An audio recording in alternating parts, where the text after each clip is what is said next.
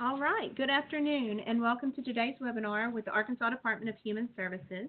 This webinar is brought to you by AF&C and we'll be providing an update on EIDT, Early Intervention Day Treatment, and ADDT, Adult Developmental Day Treatment. But before we get started, I would like to go over just a few logistics.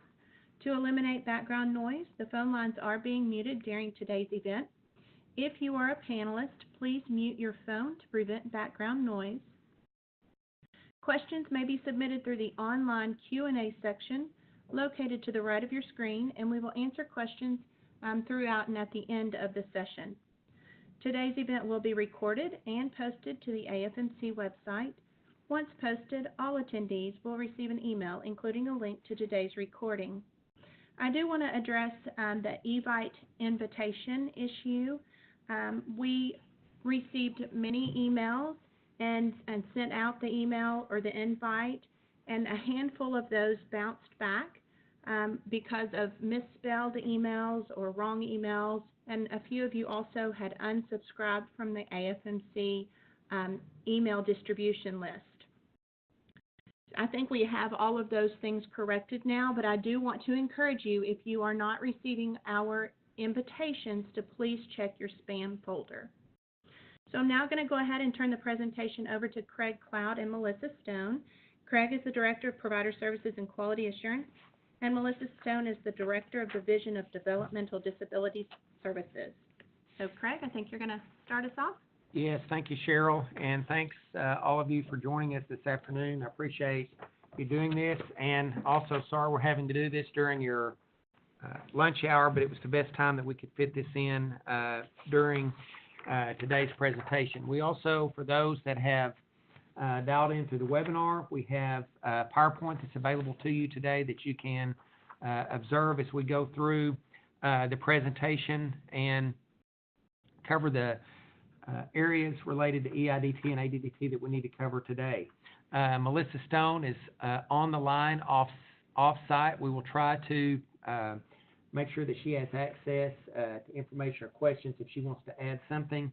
If not, then we'll make sure, if she's not able, then we'll make sure that if there are questions we can't answer, that we'll get those out to you as quickly as possible at a later date. Today, before we went into EIDT and ADDT, our division and DHS, we understand that many of you have not, maybe have not really received a formal introduction to the Division of Provider Services and Quality Assurance, or DPSQA as we call it, within the department. And we wanted to use the first part of this training just to give you just a brief overview of our new division, our role and responsibility within the department, and to you, the provider community, and those that we serve across our state. Our guiding principles, as we began to establish the new division, we began transitioning in staff and resources from 5 different divisions within and to our new division beginning in October of last year, and have spent much of the past year establishing our new division, moving staff in, and beginning the process of coordinating our functions as appropriate. But many of you in the provider community are certified to provide particular services and licensed as a provider, and you had to deal with multiple entities throughout DHS, whether it was child care or Medicaid or behavioral health or DDS. So our purpose for this new division and this reorganization within DHS was to centralize our certification, licensure, survey, and inspection process, to begin a process where we're driving and allowing data and information to be used for quality assurance, provider training and education, continuing performance improvement, and transparency. Many of you know in the provider community that survey teams will come out, they'll monitor your programs, and in many times you receive a deficiency or a finding that requires correction on your end, or there's reports and information such as incident and accident reports that you submit to us and other information. And we want to begin utilizing the process instead of just surveying and monitoring providers. We want to be able to utilize the information that we have so that we can assist you in quality assurance as well as provider training, education, and performance improvement and transparency as we work together to make sure that you're meeting the needs of those that you serve, but you also in your agency and your organization has a full understanding of our standards, the policies, procedures by which we monitor your organization. We want to utilize this information to continue ongoing collaboration with providers and stakeholders to develop and implement a blueprint for future healthcare workforce needs. So not only as we work to assist you, the provider, in understanding our policies, procedures, program manuals, and areas that you will be held accountable to, we also want to work as part of our new division to begin developing and implementing a blueprint to help each of you address workforce needs. Most of you know our workforce across the state, your direct care staff, your nurses, your LPNs, other key staff. There is at times significant turnover, and we want to begin addressing and assessing some of these workforce needs so that we can work with you collaboratively to ensure that we are training and recruiting and retaining a qualified, quality staff across our state. So we're very excited about this, very excited about the opportunity to work with the provider community, and these are steps and things that you'll be hearing about as we move forward. Guiding principles for our division, structured to centralized provider certification, licensure, inspections, incident and complaint investigations, QA, quality assurance, with a focus on streamlining and improving interactions with our providers and assuring services our clients receive are high quality. Again, we want to reduce the amount of visits and touches that the provider community has to have. We want to assist you in centralizing many of these processes. We want to create a more consistent process and one that's easier for the provider, but also on our end as we work together so that we create greater consistency as we work to monitor our providers as well as we work to assist in licensing and certifying our providers to provide different services. We realize and recognize one of the challenges you as a provider receive regularly is you call one entity and you get one answer, you call another entity, you get another answer, and by doing so, we want to be able to centralize many of these processes to ensure ongoing, continued collaboration with you, but also consistency with regards to direction that you all are receiving. We want to provide, again, as I've stated, a source of consistent quality assurance, training, and technical assistance. Many of you have participated in many of the trainings and webinars that we've been able to conduct across the state. A section of our division will focus on quality assurance, provider training, and technical assistance. And it's our goal to make sure that we continue to provide that to you to assist you in understanding those requirements, helping you be a better provider, but also ensuring that we together have an understanding of requirements moving forward with regards to programs and your services that you provide. Our new division, DIPSQA, and our program divisions will work collaboratively in the review, development, and revision respective policies. One of these goals was to break down and prevent silos that exist within the department and create greater collaboration and coordination across our divisions. I believe EIDT and ADDT is just one example of how our divisions have been able to work together, both the Division of Provider Services and Quality Assurance, as well as DDS, as well as those within Medicaid, to work together as we developed each of these programs respectively. We continue to seek to want to work together to do this. We will be actively engaged as we move forward in ongoing continuous quality improvement activities to ensure that we're streamlining our processes, promoting efficiency, and enhancing service quality. Number one, we want to make sure that we have quality, qualified providers across our state that are providing services, and we want to ensure that the service and the product that our beneficiaries receive is of the highest quality. And our focus as we work together is to ensure that we are working together to ensure that we are making this happen, both in terms of understanding, but as well as developing our policies and procedures that will govern the services we provide. You, the provider, are the link to the beneficiary across the state. Without you, we would not be able to meet the needs of our beneficiaries. And we want to make sure that we work with you to help you provide the greatest possible care and service to those we serve across our state. Guiding principles for DDS, and I'm going to move through this, and if I say something and need to cover additional, Melissa can shoot me a text or message, but guiding principles for DDS is, again, policy development that governs and supports people with developmental disabilities. Their primary goal is, again, they want to ensure that they are enhancing both services as well as the lives of developmentally disabled Arkansans across the state, ensuring that they have access to needed services and supports, but also that we are engaging from that division's perspective as well as the department's perspective in ensuring that we are creating policy that governs and supports people with developmental disability. Service development and implementation, which includes billing, that will enhance the lives of developmental disabilities in the community as well as in our ICFMRs. And that's a very collaborative process as we work together to meet our needs. I might add billing, many of you that participate in the ADDT, EIDT program, as that transition both from CHMS and DDTCS understand the importance of the billing requirements. And I know that DDS and Elizabeth Pittman worked with their staff as well as DXC and Medicaid staff to ensure that billing issues were addressed.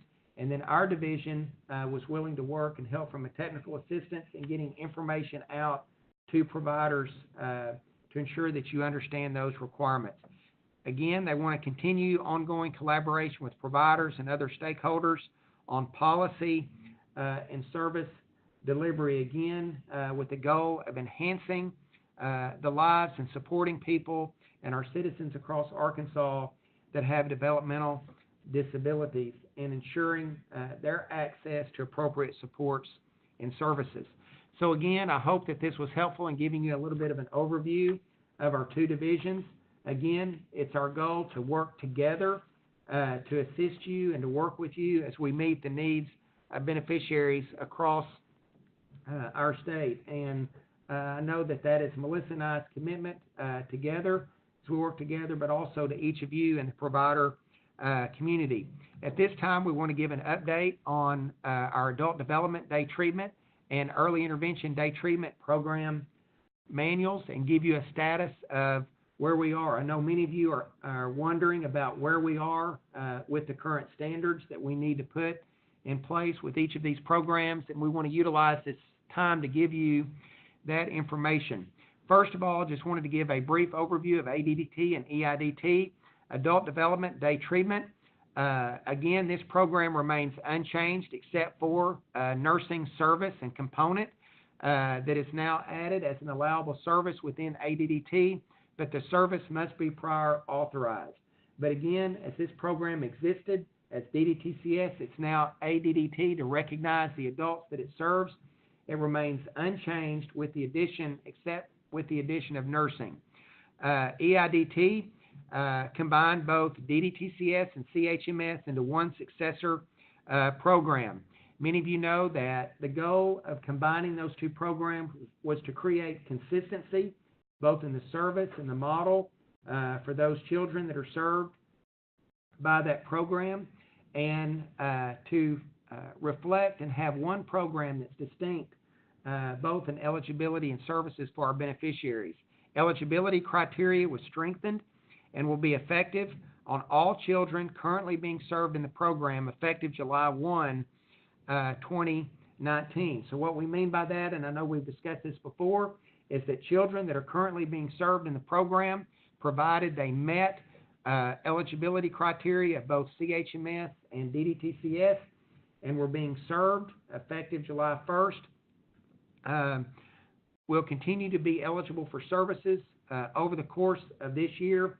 But on July 1, 2019, they must meet the new eligibility criteria.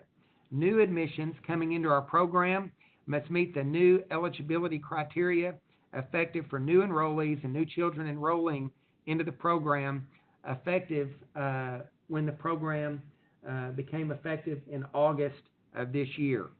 Additionally, child-to-staff ratios were enhanced, and all new changes to both EIDT and ADDT are outlined in the provider manuals and became effective August 1st, 2018. We want to discuss briefly the ratios.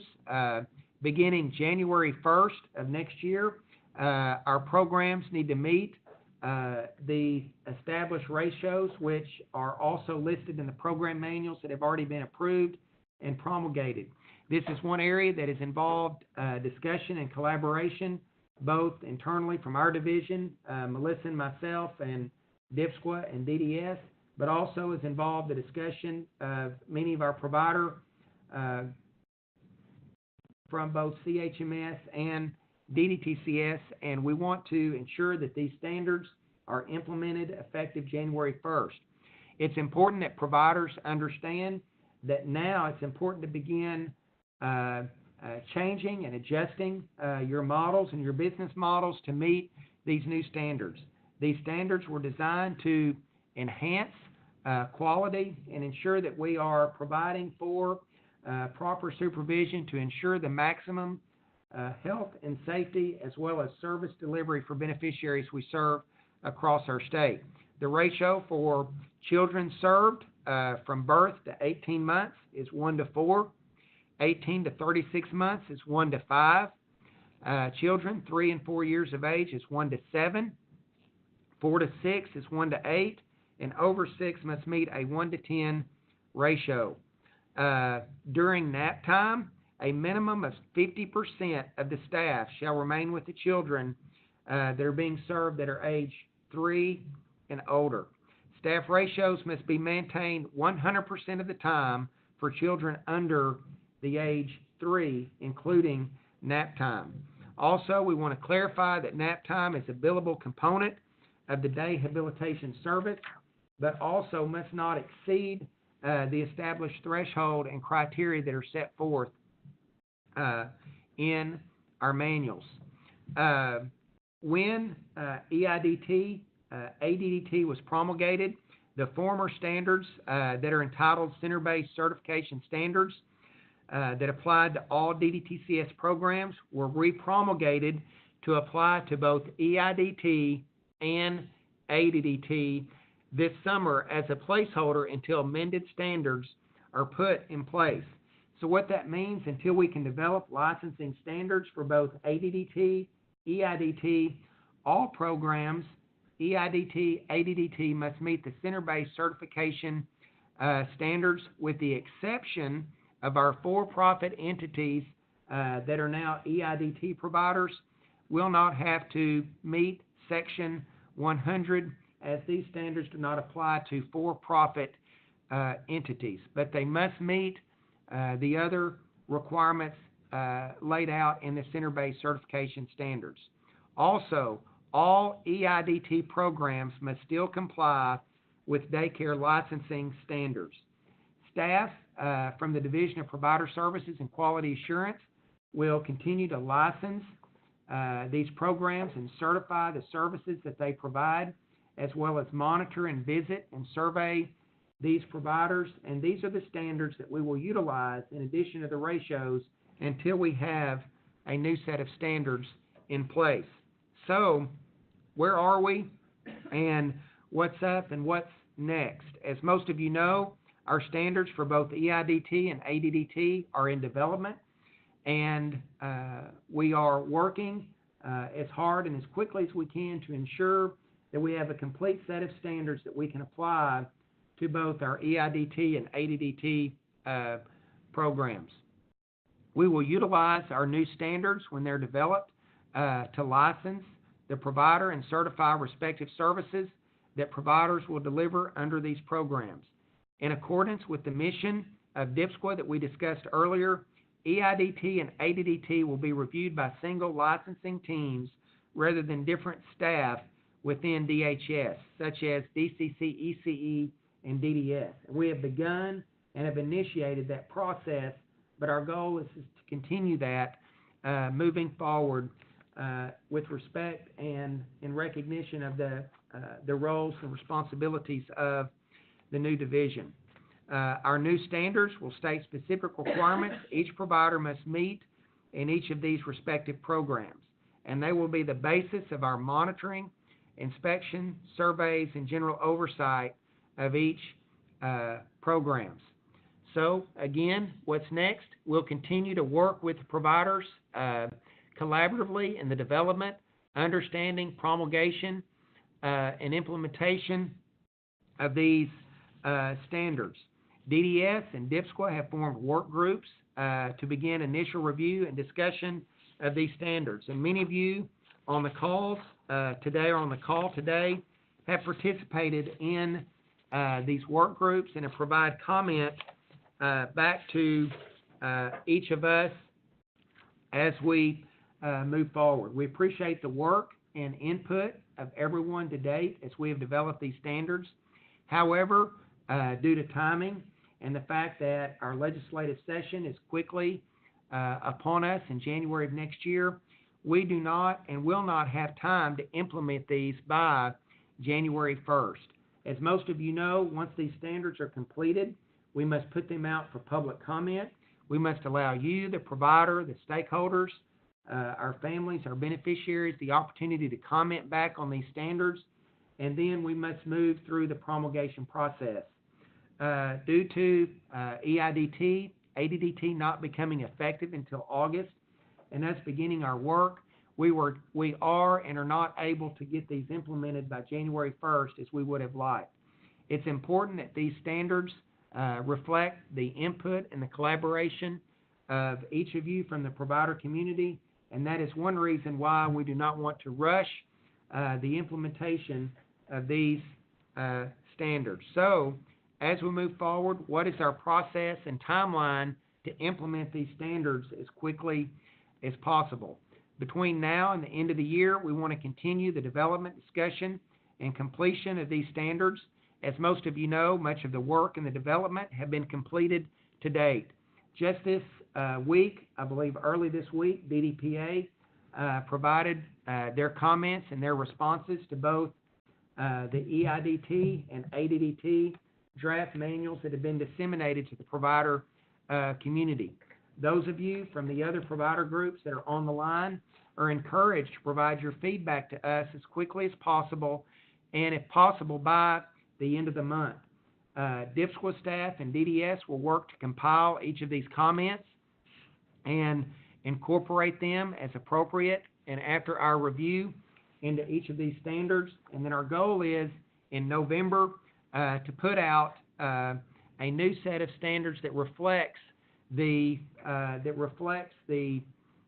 intent of each of our standards moving forward and the responsibilities that we will expect providers to meet. Our hope is allowing input on the front end from you, the provider community, will help us as we work together to have these approved. Our goal is in January to put these out for public comment and begin the promulgation process. As most of you know, during the legislative session, the legislative committees do not meet to promulgate, and absent an ability to do so unless one becomes available, then as soon as the session adjourns and beginning in May of 19, we will desire and seek legislative approval of these licensure standards with an effective date of July the 1st. And in doing so, with having these in place and putting these out for public comment, we hope that this will give the provider community ample time to begin preparing their business and their operations to meet these new standards.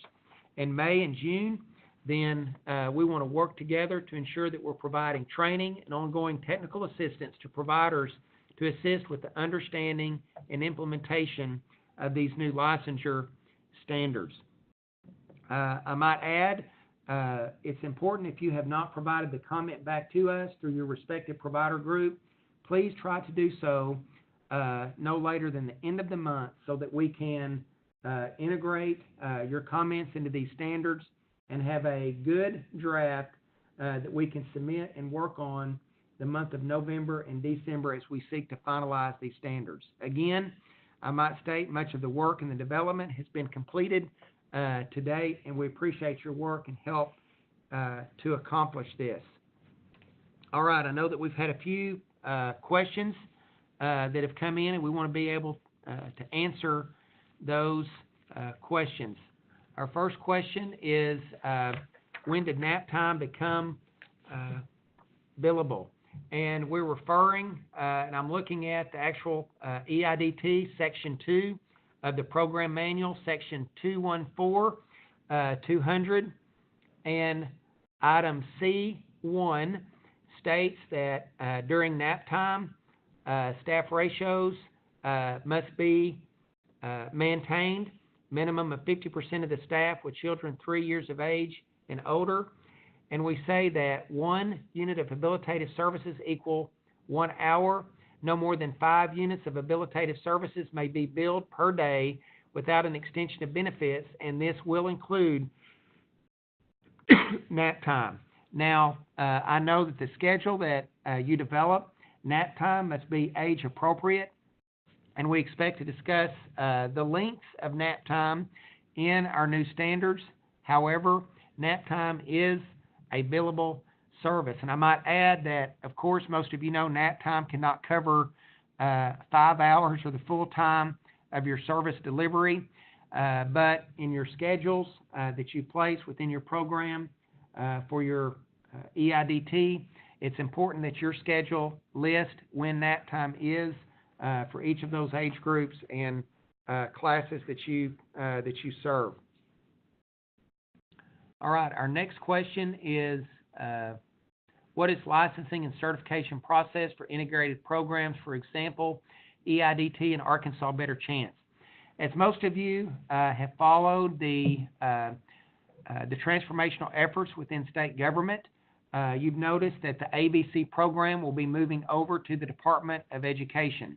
That is a quality accreditation program that preschool programs can apply to meet, but it is separate from licensing and certification for EIDT and those programs. Programs are still encouraged to have their EIDT programs quality certified and operate appropriate ABC programs, but that will remain distinguishable from EIDT. I might add that early intervention day treatment programs that are not ABC programs must still meet the minimum child care licensing standards, and the new standards will incorporate those minimum requirements for providers once the new EIDT standards are in place, so that providers will meet one set of standards. If we need to provide other information regarding ABC program as we move forward, we will be more than happy to do that and include DCC ECE in that discussion. Can you clarify the language requiring TB skin tests for employees in the current DDS center-based standards? I do know that those current center-based standards have requirements for TB test, and I will make sure that that I have a discussion separately with Melissa Stone to discuss that, and if there's additional direction that we need to put out regarding TB test and what has been established practice, then I'll make sure that we clarify that appropriately. Do you still report any incidences to both DPSQA and separately to child care licensing, report to one place? That's an excellent question. INA's incidents will be reported to the Division of Provider Services and Quality Assurance. I will make sure that AFMC can assist us, and I'll have Sherry, Victoria work to send information out to our provider community so that you know the appropriate contact and email and fax number to submit INA reports. But those will be submitted to the Division of Provider Services and Quality Assurance.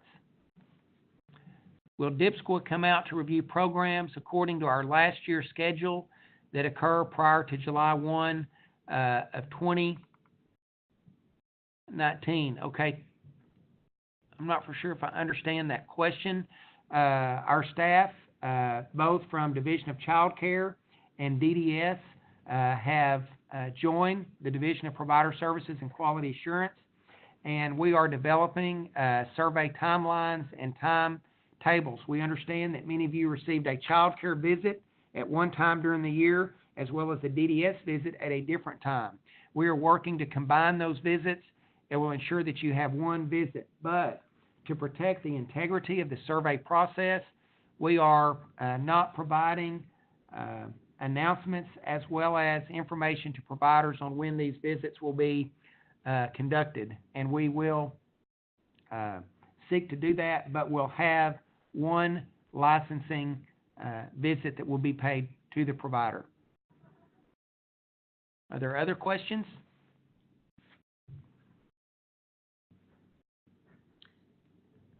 If you could, please just go ahead and put any additional questions in the Q&A box. I might add also that if you did not receive an invitation to today's webinar and would like to receive future invites, please send a request with the correct email information to Provider Relations, and that's Provider Relations, PROVIDERRELATIONS, all one word, at afmc.org. And then make sure that you ask to be added to the EIDT, ADDT email distribution list. Again, that was Provider Relations at afmc.org.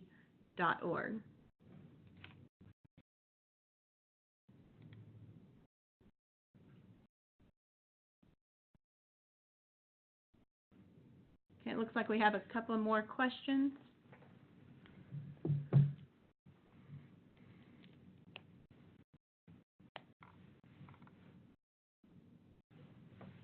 Okay, what about square footage difference between EIDT and the DDS manual? DDS manual says 40 square feet, but our new standards will be 35 square feet. Is that way from the DD standards as well?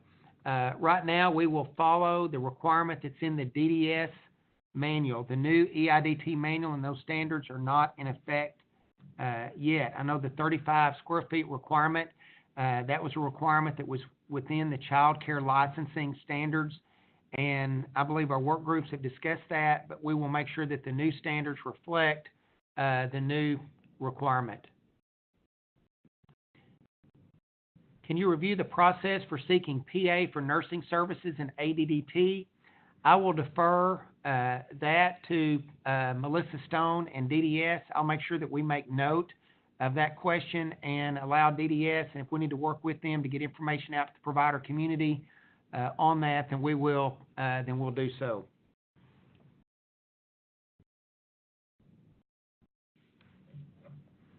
Also, the information about the PA process for nursing services in ADDT is listed in the AFMC portal. So if you'll go to that AFMC portal, that information will be there and accessible to you.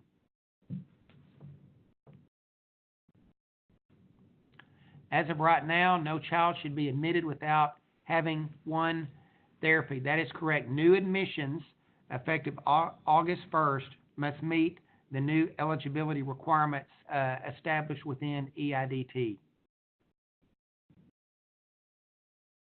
Is deemed status still in effect at this time? I believe that that is part of our current standards, but it's something that we will review when we place the new standards in place. But again, our goal from the division is to ensure that we're providing proper oversight over each of our programs, and as Child Care Licensing visited each of these programs on a minimum of an annual basis, we will make sure that these programs receive an annual visit. Okay. I don't understand if I'm following the Child Care Licensing Manual or the unofficial licensing standards. Again, there are drafts of EIDT and ADDT that have been shared. Those standards are not in effect and will not be in effect until they are promulgated. ADDT programs must meet the center-based licensing standards. EIDT programs must meet both the center-based licensing standards and the minimum child care licensing standards for child care centers, with the exception of for-profit CHMS programs not being required to meet Section 100. I know there's been several questions about TB test.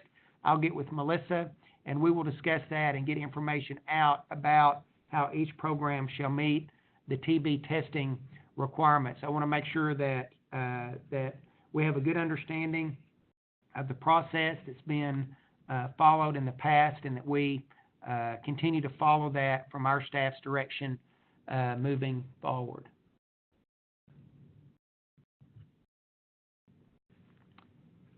EIDT services have to be provided within the setting and the EIDT program. If a child is taken off-site or on a field trip, that would become non-billable, and that's done outside of the billable component within EIDT. Our license was due to be renewed June of 2019. Yes, providers will still need to have their licenses renewed, as you have already done so through the Division of Provider Services. Might add that all programs that were DDTCS and CHMS were transitioned and licensed either as EIDT or ADDT programs effective August 1st, and those licenses are in effect and will be renewed at the appropriate time that the provider would have to renew those. Will the reimbursement rate be the same for formerly CHMS and DDTCS, now both EIDT? I will defer to Melissa. I believe that information has already been provided, and as well as the codes and rates for each of those codes, and the billable codes are in the manuals that have been promulgated with dollar amounts. Just to confirm, I can accept a child from another center that was grandfathered into the EIDT program. I believe that that would be considered a new admission to your program, but I think that current children being served by current providers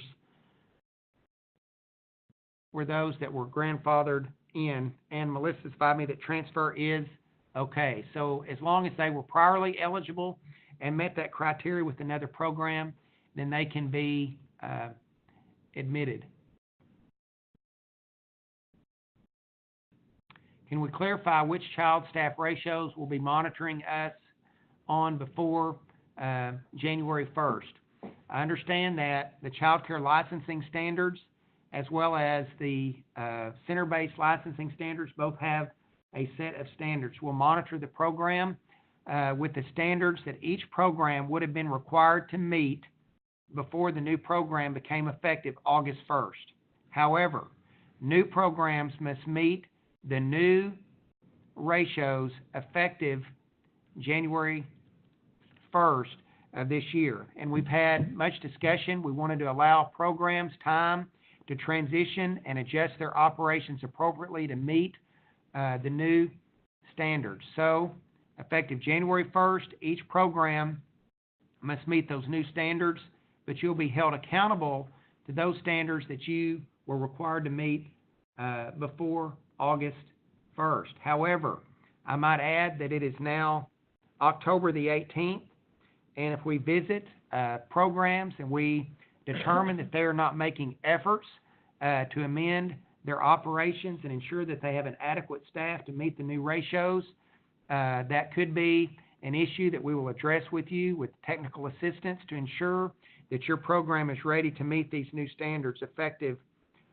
January the 1st. It's a new square footage requirement, 40 or 45 square feet. Again, that requirement is laid forth in the center-based licensing standards. That is an area that will be addressed as we move forward. Our DDTCS programs had to meet a square footage requirement within the DDS center-based licensing standards. They'll be held accountable to that until the new standards are in place. Our CHMS programs had to meet the square footage requirement as laid out in the child care licensing standards. We will hold them accountable to those specific standards that they had to meet. However, once the new standards are in place and become effective, then programs will meet that new square footage requirement at that time. The PA process for nursing, again, that process is found on the AFMC portal, and you're encouraged to go to that portal, and the provider can receive direction on how to secure a PA for nursing services in the EIDT program. I mean the ADDT program, excuse me. Okay. The person that the next question, I'm not for sure if that's a CHMS or DDTCS program. So if we're following the lower EIDT ratios, and we still only double the ratio once, I'm not for sure if I understand that question. If the person that submitted that question could email me, I'll make sure that we review that and can get some information out to you. Again, the ratios that I've discussed in the presentation will be the ones that will be in effect for all EIDT providers effective January 1st. If you are CHMS, you are required to meet one set of ratios prior to August 1st. If you were DDTCS, you are required to meet a set of standards, ratios. Your programs must meet those standards and will not be held accountable to the new standards until January 1st.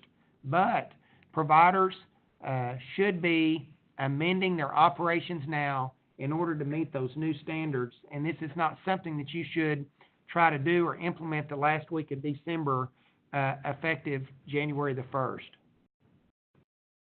For kids who are currently enrolled in services, if they have an annual before 6/30/19, which eligibility criteria must they meet? Again, if they became eligible for services and they meet that eligibility criteria prior to July 1st of 2019 that they had previously met, then that child will remain eligible. However, if that child would have tested out of CHMS or DDTCS under the previous thresholds and requirements, then they may not meet that eligibility requirement. But if their annual becomes due prior to July 1st, 2019, then they can meet those requirements that were in place prior to EIDT becoming effective. But all children must meet the requirements effective July 1st, 2019. Also, I might add that there's a Q&A on EIDT admission criteria and the developmental screen that DDS can post for everyone on the AFMC website. And I might defer that, would ask you to follow that Q&A and criteria that will be posted on the AFMC website in response to this question. Thanks, Melissa, for getting that to me. All right. All right, I believe that we've answered all of the questions. Again, we appreciate each of you joining us today. We will work to get the Q&A for EIDT admission criteria and the developmental screen on the AFMC website so each of you can have access to that information. Again, DDS can assist you in understanding that criteria if there are any questions. Also, requirements for PA and nursing in the ADDT program are on the portal, and you're encouraged to go there to look for that information. And the billable codes with the dollar amounts are in the promulgated manuals that became effective August 1st. Appreciate everyone joining us today and being a part of our training. We look forward to additional times that we can provide information to each of you. All right. Well, this concludes our webinar for today, and I do want to thank Craig and Melissa from afar for their presentation and answering questions. As a reminder, today's event was recorded and will be posted to the AFMC website. All attendees will receive an email, including a link to the recording.